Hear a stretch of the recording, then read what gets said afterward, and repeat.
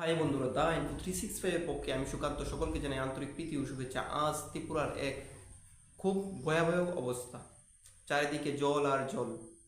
এই পরিস্থিতিতে আমি আশা করি ভারতবর্ষের সরকার ত্রিপুরাকে অবশ্যই সাহায্য করবে। আজ আমরা সোশ্যাল মিডিয়া খুললেই দেখতে পাই ত্রিপুরার দুই জনদরদী নেতা ত্রিপুরার মানুষের জন্য এই দুঃখের সাথে হাত মিলিয়ে একই সাথে একই অঙ্গীকারে চলছে এবং তাদেরকে জলের মধ্যে নেমে দেখতে পাই মানুষের দুঃখকে আপন করে নেওয়ার চেষ্টা করছে। আসুন আমরা দেখি কোন কোন নেতা। এক হলো আমাদের মুখ্যমন্ত্রী মানিক সাহা,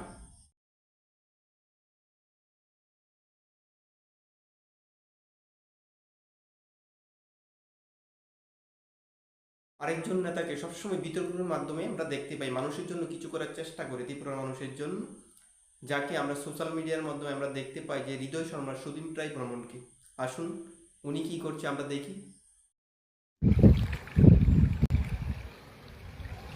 মানুষই খুবই দুর্দশার মধ্যে আছেন।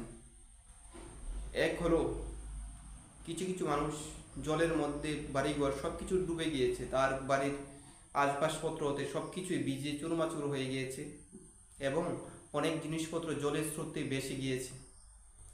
এই পরিস্থিতিতে সরকার জনসাধারণের জন্য কি করছে আমরা এটা লক্ষ্য করব অবশ্যই, কিন্তু এটাও বলা যায় যে কিছু কিছু মানুষ ভালোও রয়েছে এবং মানুষের সেবা করার জন্য প্রকৃতপক্ষেই ওরা নিজেকে বিলিয়ে দিয়েছে। আবার এরকম মানুষও দেখতে পাই, এরকম নেতৃত্বকে আমরা দেখতে পাই যে তোমার বাড়িতে নদীর জল উঠেছে না ডুবার জল উঠেছে, তুমি নদীর জল উঠলে তুমি সরকারি ফেসিলিটি পাবে, আবার ডুবার জল উঠলে সরকারি ফেসিলিটি পাবে না। এরকম কি পরিস্থিতির মধ্যে মানুষের মন কীরকম হয়ে যেতে পারে এবং কীরকম প্রকৃতির নেতাও আমাদের সমাজে রয়েছে, এইগুলো আমরা দেখতে পাই।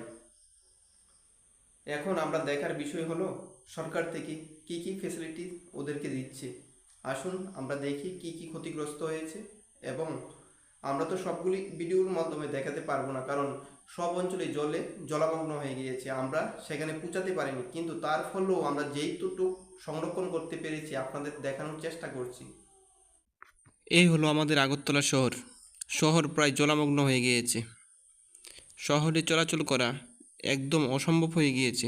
তবু যারা বাড়িঘর থেকে বেরিয়েছে তারা ঘরের উদ্দেশ্যে রওনা দিচ্ছে এবং দোকানপাট সবই বন্ধ, প্রায় কিছুই খোলা আছে বলে আমার মনে হয় না, সব কিছুই বন্ধ হয়ে গিয়েছে। আগরতলা সিটি পুরো জলের নিচে চলে গিয়েছে। বিগত 30 বছরের মধ্যেও এরকম সমস্যা দেখা দেয়নি, কিন্তু এবারে তা মানুষের হৃদয়ে একদম অন্তরে থাকবে। আসুন আমরা বাকি অঞ্চলগুলি ঘুরে।